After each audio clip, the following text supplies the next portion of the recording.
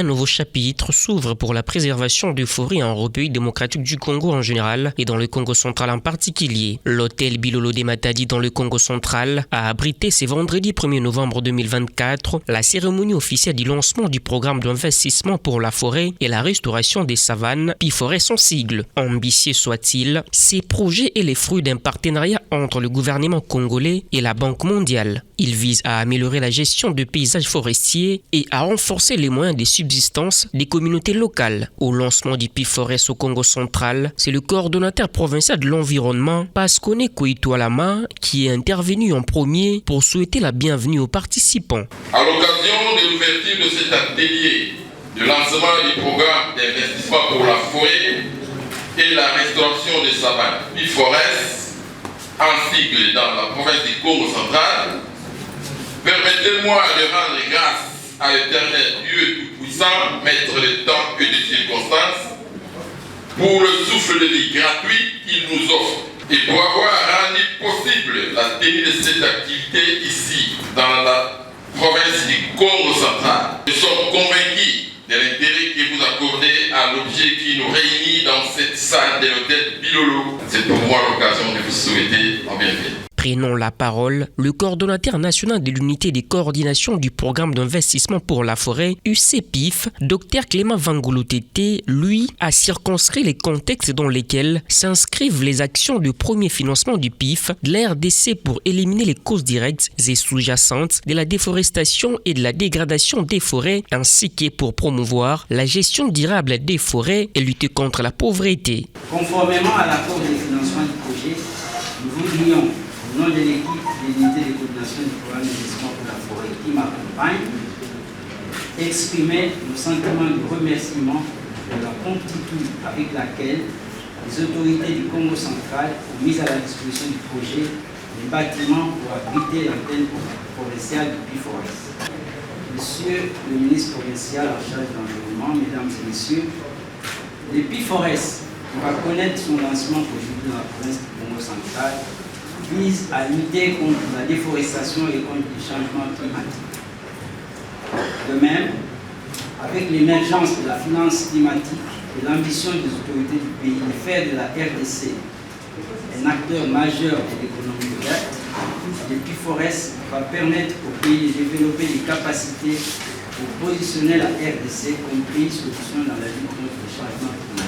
Dans son speech, Yenge Bumba Alex, spécialiste en environnement, a brièvement présenté ces vastes projets du PIFORES. En collaboration avec les CONAREF, mais comme vous pouvez savoir, comme c'est le Congo central, en fait, la zone pilote pour cette activité, ça sera dans le Congo central. C'est en fait des efforts en termes de conservation qui sont faits, des efforts en termes de réduction d'émissions, des efforts en termes des activités agricoles. Présidé par le ministre provincial en charge de l'environnement Ovide Nwambote Yobila, représentant du gouverneur empêché, cette cérémonie a rassemblé de nombreuses personnalités de la province, dont Constant Manvidila, ministre provincial de l'Intérieur, et Mbutui Bissengor, maire de la ville de Boma. À cette occasion, le ministre a, dans son discours, souligné l'importance de ces projets gigantesques dans la lutte contre le changement climatique et la préservation de la biodiversité. Les questions liées à la gestion durable de l'environnement restent non seulement un enjeu planétaire, mais aussi une grande préoccupation pour notre pays, dont les provinces y attachent une très grande importance. Le Congo central est aussi confronté aux effets néfastes de la dégradation de l'environnement, occasionnant ainsi la perte de la biodiversité, 2. La reprise tardive des pluies, 3. La baisse de la productivité agricole, 4. La désertification constatée au niveau de certains territoires, et 5. La présence des érosions, en particulier l'érosion côtière en Mwanda. Face à ces effets, le gouvernement de notre pays a adopté 3 grandes approches en réponse à ces problèmes. La protection, la conservation et la restauration. Au sortir de l'activité, quelques participants à ces assises ont fait la lecture avec joie du projet PIFORES. Tout ce que je peux leur dire, c'est de protéger nos forêts. C'est très important parce que si on ne protège pas les forêts, l'homme ne peut pas vivre sans en cette période où on lutte contre la déforestation et on veut qu'il y ait un environnement sain pour la vie des humains que nous sommes. Normalement, makambo ezo le kanakati ya mokili na biso etali environnement, les conditions climatiques, augmentation de gestion effet de serre na kati ya mokili na biso. Il faut toyeba ko batela oyo etali zamba na biso, tebe ko batela oyo etali banzete na biso. Muke oyo toza nango to me ko protéger yango de sorte ko katango les soutes parce que ba condition ya mbula to ya ba saison ekomi ko changer.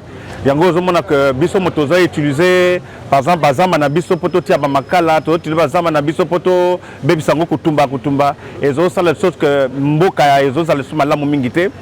Bon programme ezam munene okati na biso ba sali que to kolona les sous banzete to kozala na éducation moko ba ko pesa biso na o etali ba foyer améliorer na ba ndenge ko lambela biloko na biso mais aussi banzela na biso ko permettre biso que mobilité za la malamu. Rappelons que le lancement du P4S vient de marquer un tournant majeur dans la gestion du forêt en RDC. Le P4S est doté d'un budget de 300 millions de dollars américains. Ces vastes programmes offrent une opportunité unique de concilier développement économique, protection de l'environnement et amélioration des conditions de vie des populations.